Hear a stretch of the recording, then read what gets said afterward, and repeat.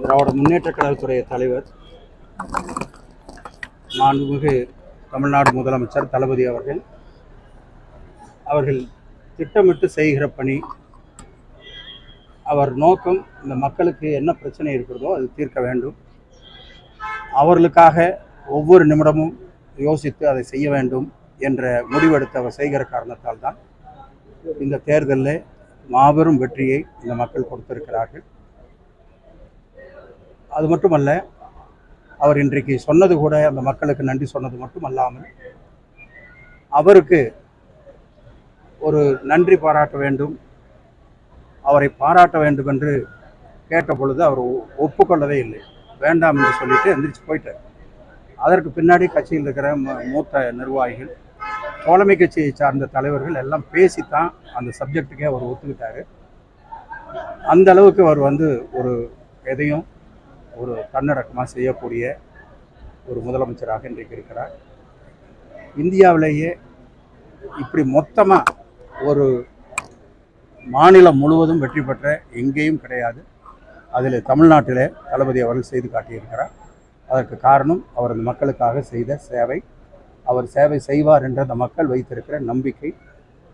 அதற்கு மேலே அவர் ஒன்று சொன்னார், இந்த கட்சியில் இருக்கிற அடிமட்ட சகோதரர்கள், உடன்பிறப்புகள் செய்த பணிதான் இதற்கு முக்கிய காரணம்.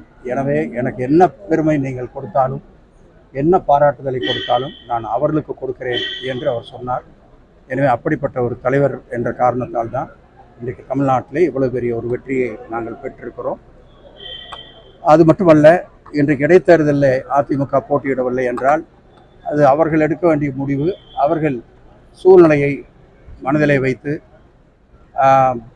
தளபதி அவர்கள், முதலமைச்சர் அவர்கள் எடுக்கிற எந்த நடவடிக்கையும் மீறி அவர்களால் செய்ய முடியாது என்ற காரணத்தால் அவர்கள் அப்படி ஒரு முடிவை எடுத்திருக்கிறார் என்று நான் கருதுகிறேன். இப்போ நீங்கள் அந்த இது நடக்கிற நேரத்தில் அவங்க ஒரு அறிவிப்பு கொடுத்துருக்காங்க, விக்கிரவாண்டி இடைத்தேர்தல் நாங்கள் போட்டியிட போகிறாங்க. இது எப்படி பார்க்குறாங்க? இதே ஜெயலலிதா அம்மையார் இருந்து தான் இந்த முடிவு எடுத்திருப்பாங்க.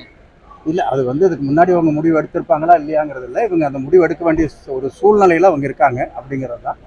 எனவே அவர்கள் அந்த கட்சியில் எடுக்கிற முடிவு, அதை பற்றி நாம் ஒன்றும் சொல்கிறதுக்கு இல்லை. அவர்கள் அதை அப்படிப்பட்ட ஒரு முடிவை எடுக்க வேண்டிய ஒரு கட்டாய சூழ்நிலையில் இருக்கிறார்.